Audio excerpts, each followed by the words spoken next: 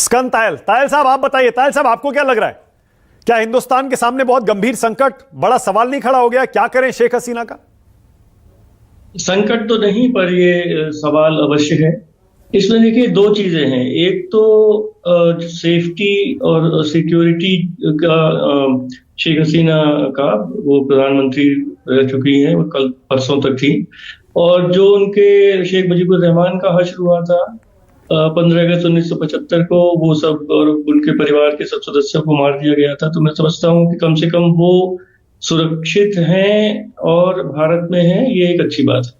दूसरी चीज ये है कि अगर हम देखें तो ये पूरा जो तनाव और जो भी कुछ हुआ है बांग्लादेश में, उसके पीछे इकोनॉमी है, वहां की अर्थव्यवस्था से लोग नाखुश हैं, अनएम्प्लॉयमेंट से लोग नाखुश हैं। और जैसा आपने कहा कि जनवरी में जो इलेक्शंस हुए वो फ्री फेयर नहीं थे, उससे नाखुश हैं। भारत डायरेक्टली इसमें इन्वॉल्व नहीं है। और वहां की जो दो पॉलिटिकल पार्टीज जिनका रुझान भारत के प्रति अच्छा नहीं रहा है पहले, चाहे वो बांग्लादेश नेशनल पार्टी हो खालिदा जिया की, या जमात इस्लामी, वो भी इसमें बहुत पीछे हैं इस पूरे झंझट में। और बाद में वो थोड़ा सा आगे आने का प्रयत्न कर रही हैं, पर सामने अभी स्टूडेंट्स ही हैं। स्टूडेंट्स ने कहा कि पार्लियामेंट को डिसॉल्व करो, और पार्लियामेंट को डिसॉल्व कर दिया मिलिट्री गवर्नमेंट ने। इस सब को देखते हुए भारत को इससे अलग रखना चाहिए, और जहां तक संभव हो सके जल्दी से जल्दी शेख हसीना को किसी भी देश में, चाहे वो इंग्लैंड जाए, फिनलैंड जाए, कहीं भी जाए, वहां उनको भेजना चाहिए। और उनसे कहना चाहिए कि आपके हित में भी ये है, भारत और बांग्लादेश के संबंधों के हित में भी ये है कि आप भारत में अधिक दिन नहीं रहें। जब तक आप दूसरी जगह कोई और स्थान नहीं ढूंढ लेती, तब तक आप जरूर रहें, पर तब तक उन्हें ना मीडिया में आना चाहिए और बिल्कुल अलग रखना चाहिए। कोई उनका एक्सपोजर नहीं होना चाहिए।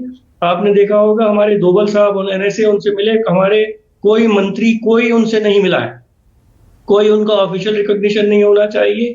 और उनको बिल्कुल ठीक है, सेफ्टी के लिए रखें, पर जल्दी से जल्दी उनको एडवाइस करना चाहिए कि वो भारत छोड़ के किसी और जगह चली जाए।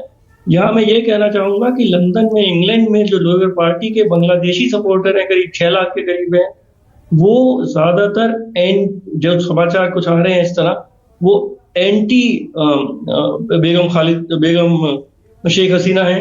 इसलिए वहां की सरकार को थोड़ा समय लग रहा है, क्योंकि वो तो बड़ी बड़ी जल्दी सबको असाइलम दे देते हैं, पर वो पॉलिटिकल कैलकुलेशंस में उनको ज्यादा समय लग रहा है असाइलम देने में। अगर इंग्लैंड नहीं देता है तो कहाँ यूएस जाएंगे, कहाँ जाएंगे, ये इनको सोचना पड़ेगा। आपने बड़ी स्पष्ट राय रखी तायल साहब। आपने कहा कि शेख हसीना को बिल्कुल छुपा कर रखना चाहिए, ना वो मीडिया में आए, ना हिंदुस्तान में वो कहीं दिखें, ना उनसे कोई मंत्री मिले।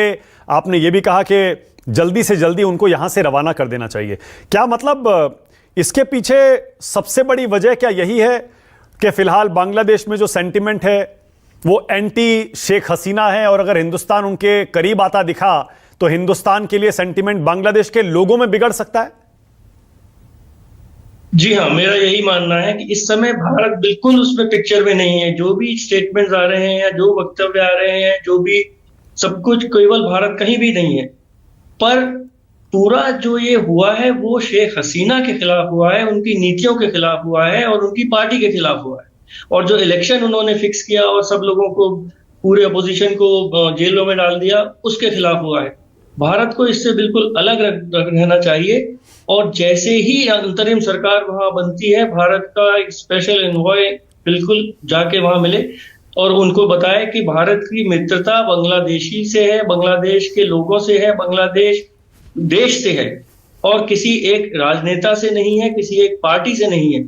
और एक बात यहाँ मैं और एडिशनल कहना चाहूंगा कि अगर इकोनॉमी उनका जो बेस है, जो सब प्रॉब्लम की, वो है इकोनॉमी, अनएम्प्लॉयमेंट, तो उसमें भारत उनका पार्टनर है। अगर वो इकोनॉमिक प्रोग्रेस की तरफ बढ़ना चाहते हैं, अगर वो अपनी प्रगति करना चाहते हैं, तो भारत ने हमेशा उनका साथ दिया है और आगे भी साथ दिया। ओके, अब ऑल राइट। अब